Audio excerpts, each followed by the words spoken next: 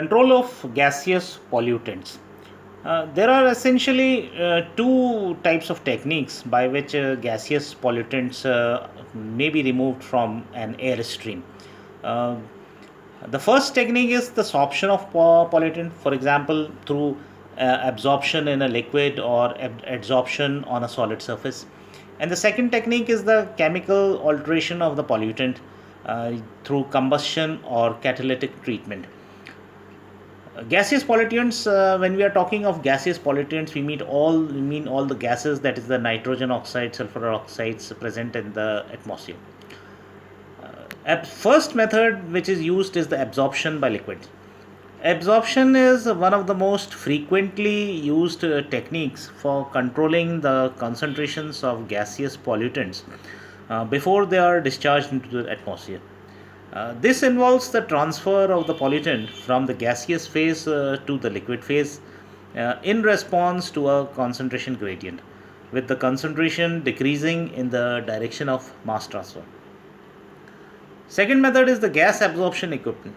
Gas absorption is commonly conducted in equipment which are designed to provide intimate contact between the two phases, that is the gas and the liquid. The contact between gas and liquid is accomplished by dispersing the liquid in the gas or vice versa. Some of the commonly used absorber in air pollution control are pack towers, plate and spray towers, and scrubbers. Pack towers are very efficient absorption devices involving a continuous contact of two phases. These use a variety of packing materials ranging from specially designed ceramic packing to crushed rocks. The liquid is distributed over the packing, which provides a high in surface area and flows down the packing surface in the form of thin films. The liquid and the gas flow counter current to each other. The gas flows upwards and the liquid flows downwards. The use of packed towers is limited to clean gases, as any precipitate or slurry will cause plugging of packing. In tray or plate towers, stepwise contact between the gas and the liquid occurs.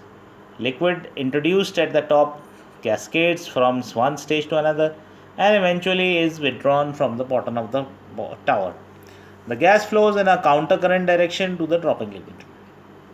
In spray towers, the flow arrangements are normally countercurrent and cross flow. The liquid is introduced by spray nozzles or other atomizing devices which form droplets.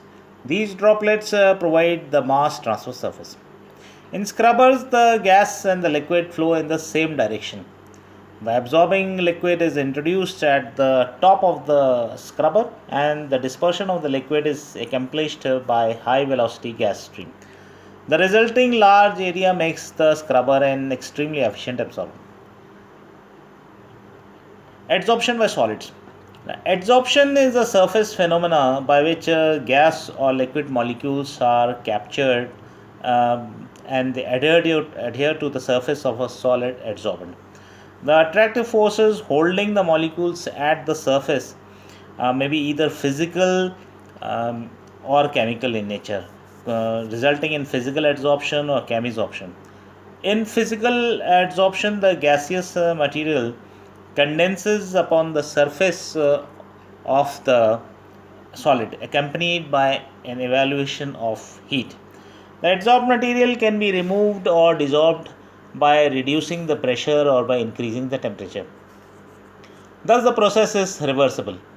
Chemisorption is the result of a chemical interaction between the solid and the adsorbed material.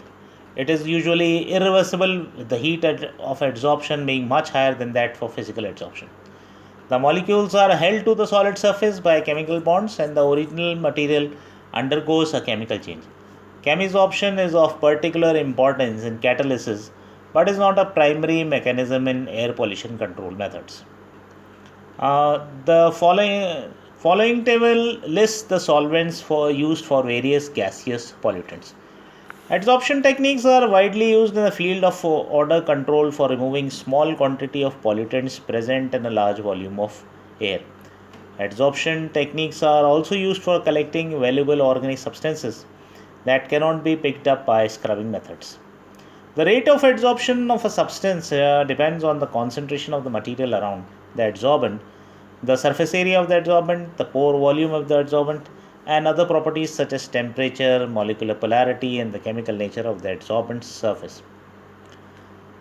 Adsorption of gas on solid occurs in several stages. The first stage is the diffusion of the pollutant from the bulk gas phase to the external surface of the solid, and this is similar to the diffusion of the gas to gas liquid interface in absorption. Second stage is the diffusion of the gas molecules into the pores of the solid. The third stage is the actual adsorption on the active sites in the pores. The third stage is relatively fast compared to the first two stages, and it is these earlier stages that determine the rate of adsorption. Adsorbers are most often designed using empirical methods. The following figure shows a fixed bed adsorber. Removal of pollutants by adsorption may be carried out in a batch-wise or a continuous manner of operation.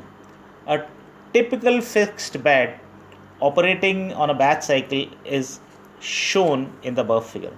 The polluted gas stream enters the bed at the top, travels downward through the bed and leaves at the bottom. When the gas first enters the solid bed, the front portion of the bed adsorbs the pollutant gas very rapidly, and the little amount of solute left is taken up by the deeper layers of the bed. Thus, the gas initially leaving the bed is almost completely free of the pollutant. After some time, the zone of active adsorption moves deeper into the bed. Finally, when the front of the active zone reaches the bottom of the bed starts becoming inactive and the pollutant level in the exit gas stream starts to rise until it approaches the influent concentration. This is shown in the typical adsorption breakthrough curve shown in the figure. The curve of pollutant concentration as a function of time thus has an S-shaped appearance and is commonly called the breakthrough curve.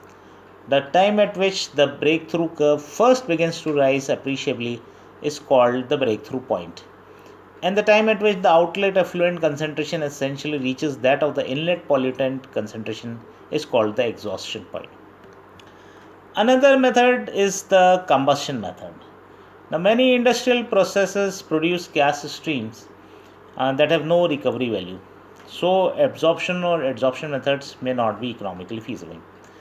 Combustion applications includes the destruction of odors, toxic substances and reactive materials, prevention of explosion hazards, and the reduction of pollutants in the oxidized forms. The products of combustion of organic materials are normally odorless, colorless and harmless, giving off carbon dioxide and water vapor. Temperature and turbulence have a predominant role in the combustion reactions, and they are often called the 3 T's of combustion. The normal ranges of temperature are between 375 to 825 degrees centigrade. Residence time is 0.2 to 0.5 second, and gas velocity is between 4.5 to 7.5 meter per second. There are 3 methods of combustion: direct combustion, also called as flaring, thermal incineration, also called as afterburning or flame combustion, and catalytic oxidation. Direct combustion involves highly combustible streams with high heating values, which can be eliminated by direct flaring. However, it is not a satisfactory solution when the gas stream contains excessive amounts of inorganic pollutants like sulfur, chlorine and fluorine. In such cases, the gas streams are pre-treated before flaring. Preheating of the gas stream is required if the combustible gas are diluted with inert gases to ensure that the minimum fume energy concentration is not reached. This is done by using a ring burner in addition to the pilot flame burners. The second method involves thermal incineration. It is the most efficient technique for destroying diluted gas streams. In the thermal incinerator, as shown in the figure, the waste gas is preheated over an auxiliary fuel fired burner and passed into a combustion chamber where a temperature of 500 degrees centigrade to 800 degrees centigrade is maintained. The gas stream is kept at this elevated temperature long enough to allow complete oxidation. The gas stream is introduced in such a geometry and a manner at a velocity that promotes turbulence and thorough mixing with the burning fuel. Thermal incinerators require little maintenance if they are properly engineered. The major operating cost is in the form of fuel required to sustain appropriate temperature levels. Fuel requirements may be reduced by recovering the waste heat. The third method is the catalytic oxidation. It is a very good proposition when thermal incineration of very diluted pollutants is not economically feasible due to additional fuel costs or when heat recovery results in only marginal savings. Combustion takes place on a catalyst usually at temperatures several degrees below those required for thermal incineration. The temperature that is necessary to initiate the reaction depends on the type of pollutant present in the gas stream. The catalyst is coated onto suitable elements such as metal, ribbons, ceramic rods, or alumina pellets. These elements are then packed into the catalyst bed. A typical catalyst combustion unit is shown in the figure. It consists of a reaction vessel or converter in which the catalyst is arranged in a single or multiple fixed beds preceded by a preheat section. In the preheat section, the gas stream is heated to the temperature required to support catalytic combustion. The preheated gas is then passed through the catalyst bed where the combustion occurs.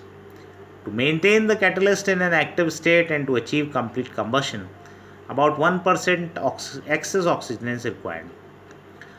The catalytic combustion technique is useful for gases that are free of particulate matter and most certainly free of metallic substances which could poison the catalyst. The catalyst bed is cleaned periodically by scrubbing with water or sometimes with acid and by heating to high temperatures.